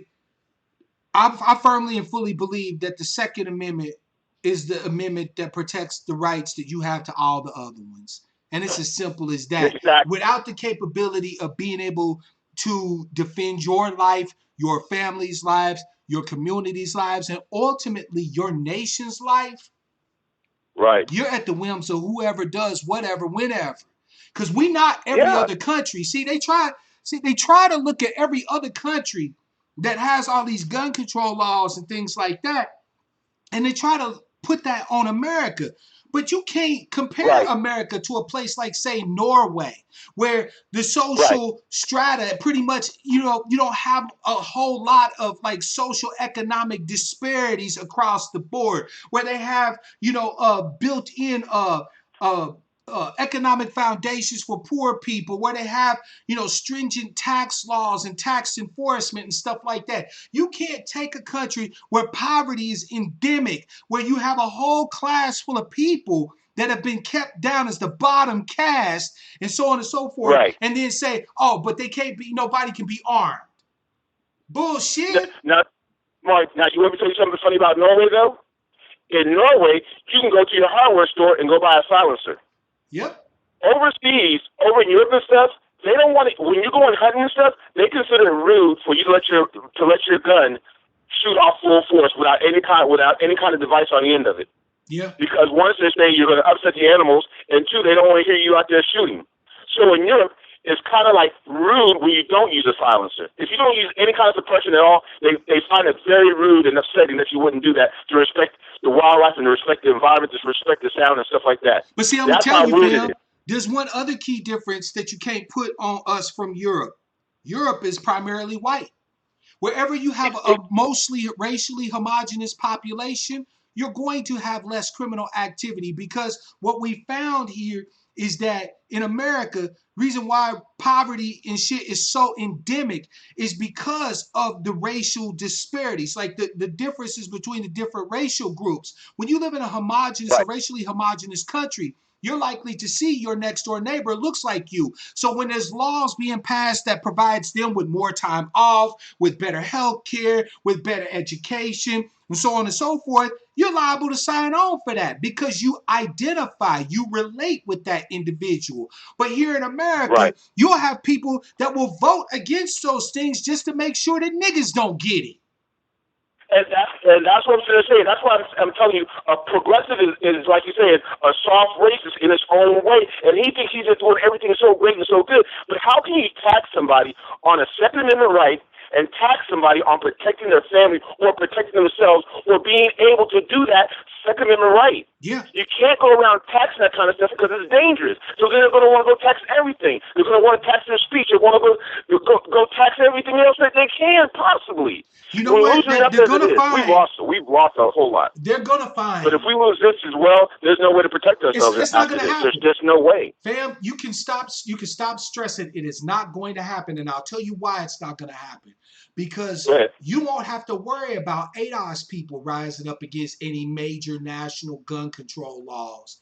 You're going to have white folks that revolt against this country when you do it. And I'm not talking about just the Bundys and, all them, super right, arch right wingers. No, I'm talking about just your average garden variety, everyday white people. They're not going to have it. See, fam, we need to understand that while it is important that we know these things are going on, and this is not to belittle your concerns, black man, I would never do that. So while it's important for us to know that these things people are looking at, that these things are on. By the way, Salam Ibrahim and Lioness Heart, welcome to the broadcast, Sister Jacqueline as well. While it's important for us to know these things is going on, we have to understand that there's only so much of this game that America can play. Because once you start so for example, I'm an atheist, and there's been an argument in the atheist community for a long time that the taxation of churches should occur. And I said to all the atheist people I know, I said, it'll never happen.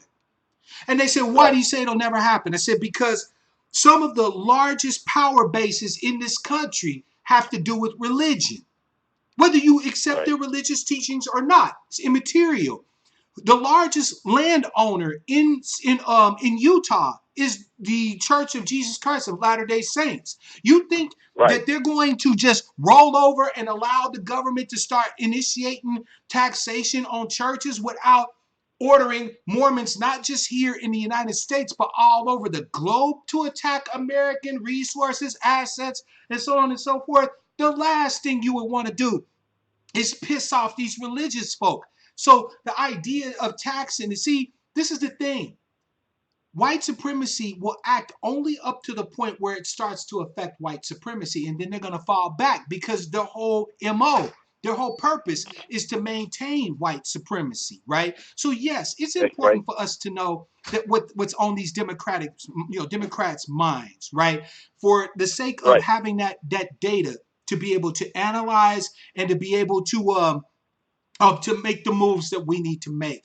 But ultimately, understand that this is a rabbit hole they're not willing to go down because it will tear the whole damn country apart. And I'm not meaning that figuratively. I mean that, brother, literally, right? So I 100% agree with you. Yeah. My thing is that I just want more of us ADOS to understand that guns aren't bad. Absolutely. I hear a lot of with you them saying, 100%. that they're with Kamala Harris or they're with a Buttigieg or whoever these people are, and these people hate guns to their core. And it's just not a feasible thing to sit there and try to be a person who hates guns and try to be vote for. Okay, so I told you this before. In West Texas, right, they have a real bad problem with wild hogs, right, cutting up the land and chewing up their crops and stuff, right? Yeah. One of the best weapons that they ever had was an AR-15 with a bump stock. Absolutely. No joke, no lie. Wait a minute, hold on a Because second, man. What about the coyotes? They were able to shoot so many hogs at one time. What about the They coyotes? were able to shoot so many hogs at one time, and it was a tool to them. Yeah. But when you hear people talk about it in California, oh, you don't need that many rounds, we get fooled. But see, I'm gonna tell you, okay, man, I told you this before. You got these. You have 500 rounds that come into a 22 box, You right? got these liberals, man. Who see this? If I have two little boxes, I got 1,000 rounds. But when they report on news, you have 1,000 rounds. But they come in 500 boxes. They come in 500 boxes at a time. They come in 500, things at a time. Fam, I tell you the truth. I think we should not. I think that, like Chappelle said in his last special, America will only even consider any major gun control to the extent that ADOS arm themselves. So if the fact is that we need cut that shit out. Yeah, we need to be tooling up. Because I can guarantee you, look, California was the first state in the country to institute massive gun control laws, and that was in response to the Black Panther Party for self-defense showing up at the Capitol exercising their First Amendment and Second Amendment rights. Yep. You see what I'm saying? No, that's it. And that's what I'm saying. So every time we try to take those same kind of liberties that the white folks want to take, we're always punished. That's what I'm saying. It's the least idea to pat somebody on a Second Amendment right. This is stupid. I would agree, it really is. But I'm going to let you go, sir. I appreciate your time and enjoy the show. No problem, fam. Now that I got the phones working again, man, you're always welcome to call back in. And thank you for chopping it up. I appreciate it. Fam. Yeah, the brother's right, fam. At the end of the day, we need to understand that if we can't be Americans, right? If the American descendants of slavery cannot be Americans, nobody gets to be Americans. That's how the game got to go, right? Call it a scorched earth policy, call it whatever you will. But whatever we're denied, with every bit of power that we have, thank you, no name. Welcome to the Angry Black Sheep. We are glad to have you. We need to make sure that whatever anybody else has, if we don't have it, they don't have it. It's as simple as that, right? It's time to share the failure. Because once the failure is shared across the board, that's when we will see change. Right now, America has no incentive to honor our justice claim.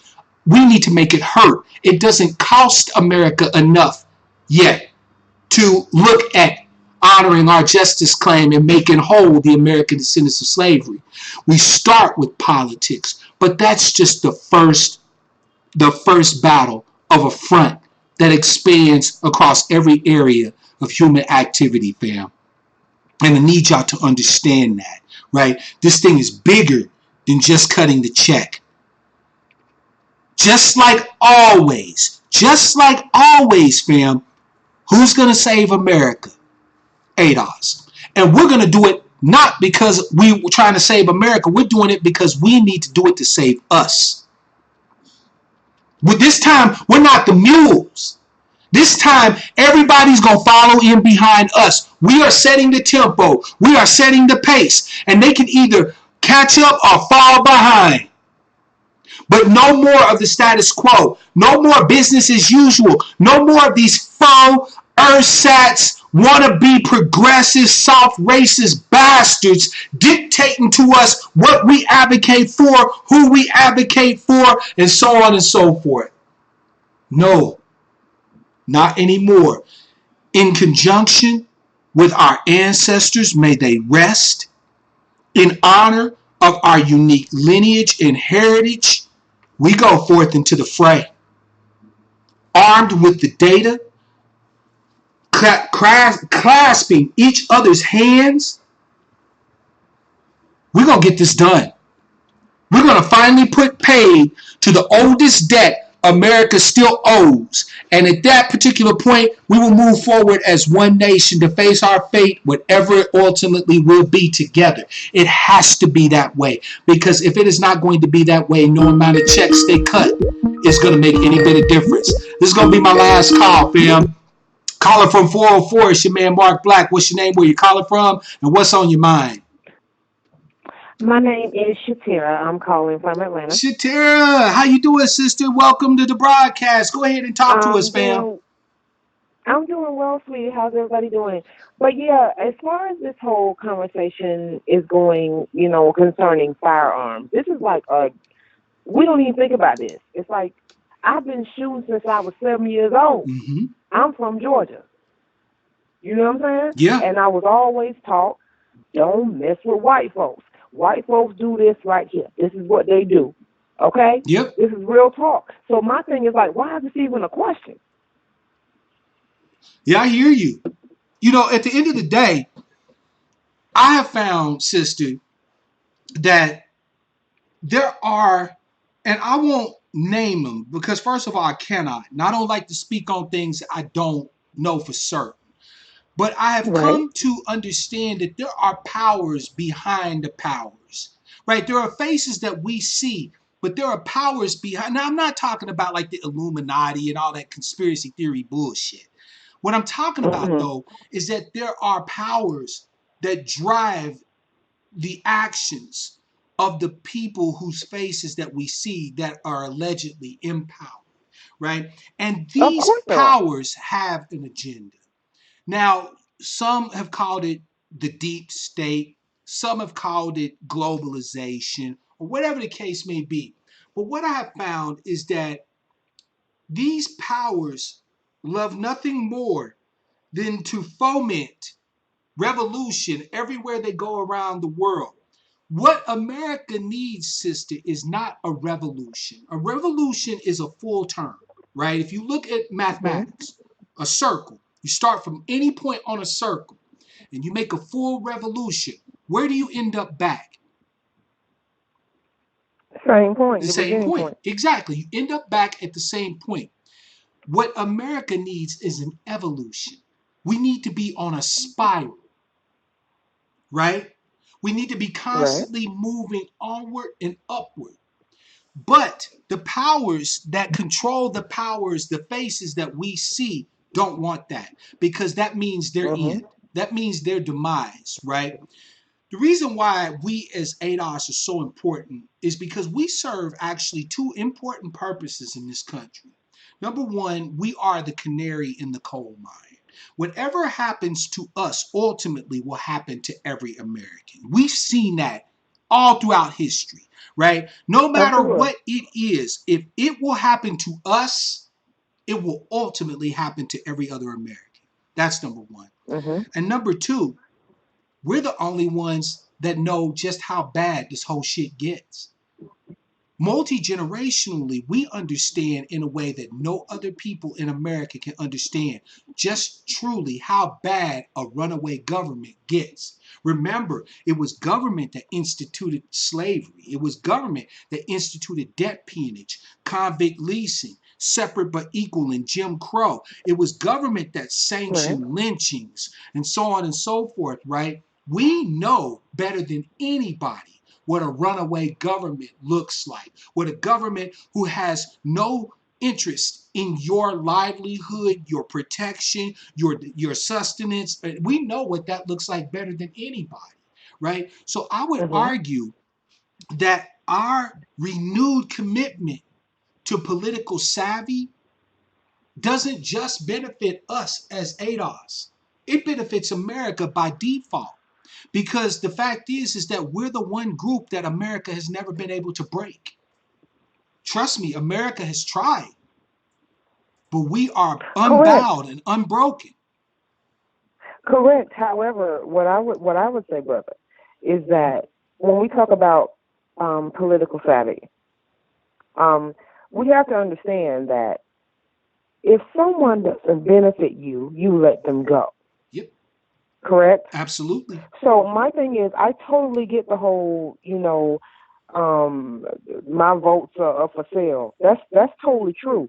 But I'm saying at the same time, if you look at both of them, and neither of them benefit you, don't we have to say at some point, I'm sorry. No, go ahead, sister. I'm sorry.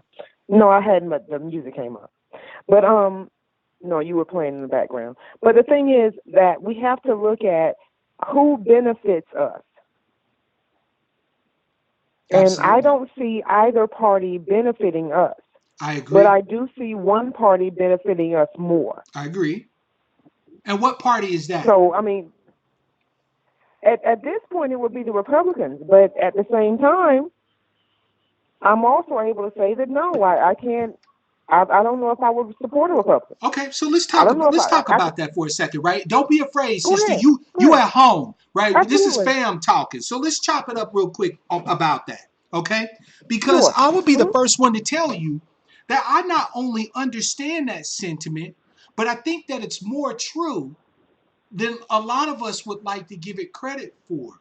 When you look at what ADOS people believe, what we value, what we respect, and what we don't respect, almost right down the line, we are Republican.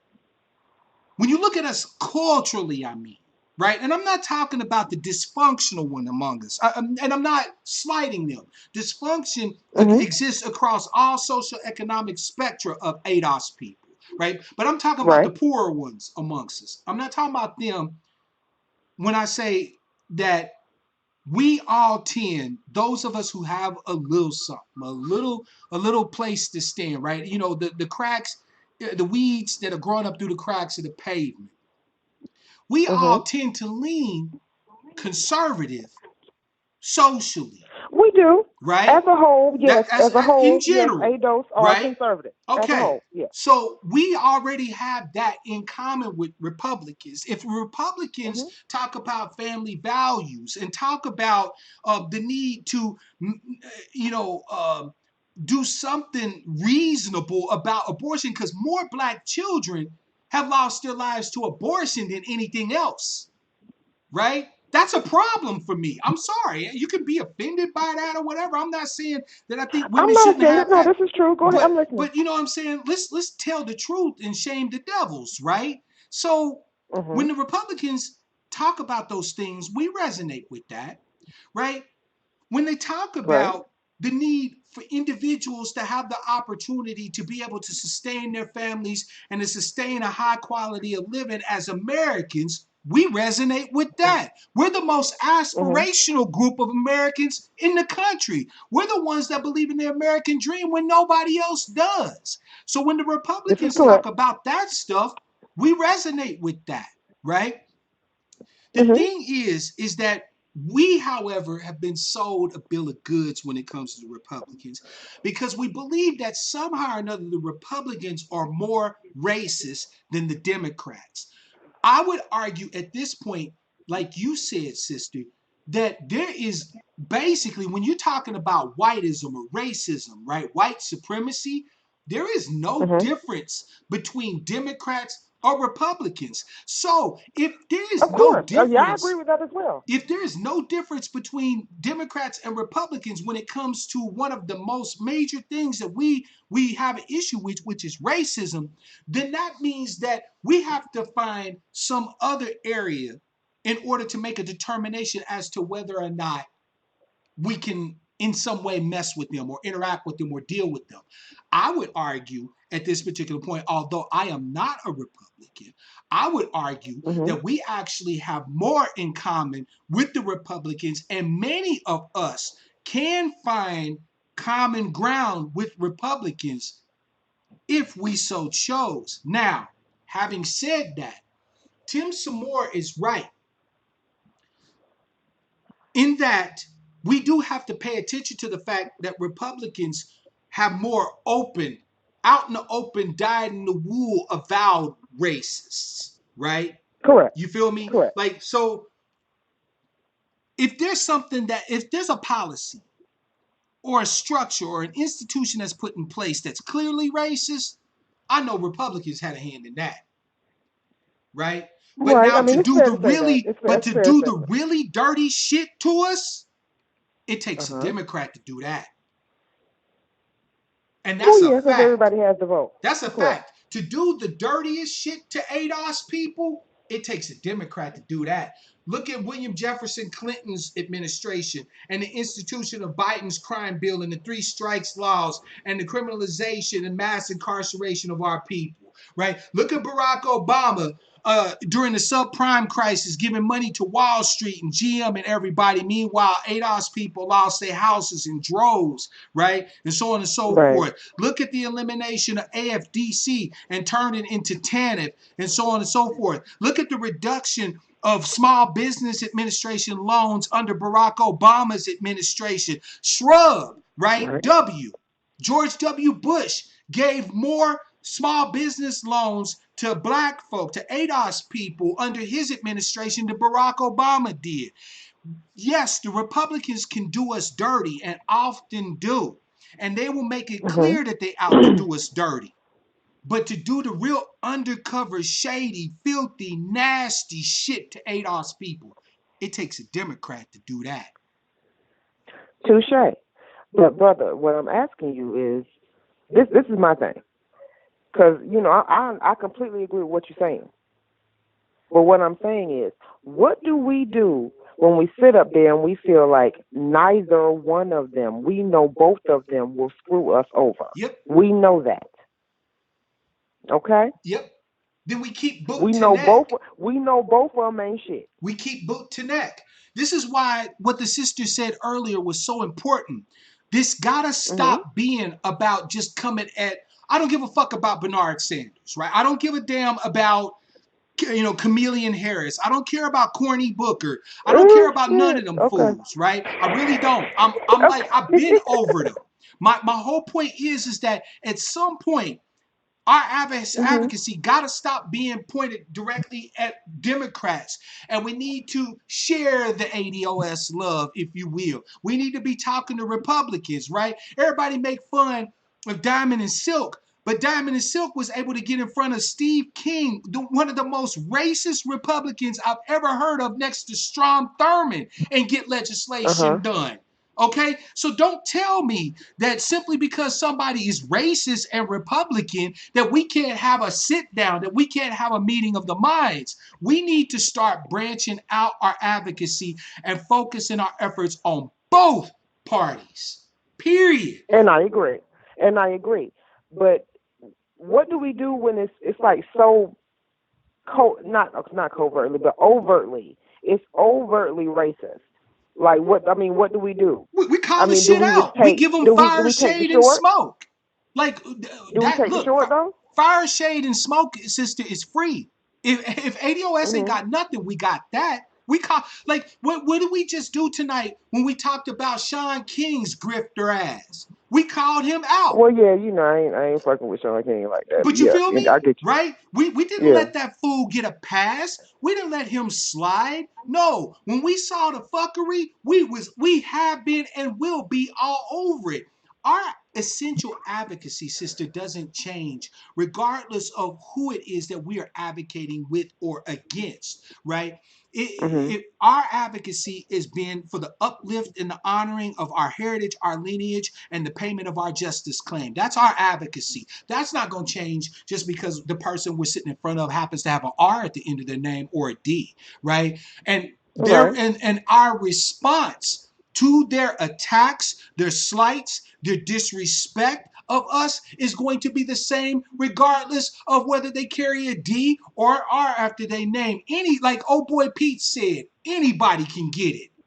If you're a politician and you face ADOS, it's open season. We asking Right. questions. We checking IDs. We checking your credentials. We want to know not just what you've been talking about, but what you're doing. Because at the end of the day, if you're not talking about the remediation, the restoration, and the repair of the American descendants of slavery, you ain't talking shit we want to hear anyway. It's on to the next. I feel you. So, sister, thank you so much for your call. Don't be a stranger. I'm glad to have you as a part of the Angry Black Sheep. You're always welcome. Thank you so much, You're sweetie. very welcome, sister. Peace. Fam, that's going to be my last one because Sister Yvette's going to be broadcasted pretty soon, and I know that y'all going to want to go check her out. I've been loving the comments. I want to shout out to the new subs, General T, All Black SRT is a new sub. Gerard Lockhart, new sub. I want to thank everybody who showed some love via the super chat. If you want to say thank you for the for what we done today, shoot me $1 via the super chat. Or if you really want to support my work, family, I encourage you put $5 on it via Patreon. It's one time a month, $5, and that will help me to move it forward. Better broadcast equipment, better space, opportunity, so much more, because there's so many things that I want to do for you, fam. And I appreciate the love and support. Thank you again, ADOS Reparation 2020. It's my pleasure, fam, to do this work for you, to do this advocacy. Family, I will be broadcasting for Sucker Free Saturday, so make sure that you be on time. Make sure to follow me on Facebook. The Facebook group for the Angry Black Sheep is that URL there on the bottom. You also need to be following me on Twitter. Otherwise, you bullshitting. And family, as always, until I next speak with you, I want to wish you all love, peace, prosperity, and power. Real power to our people.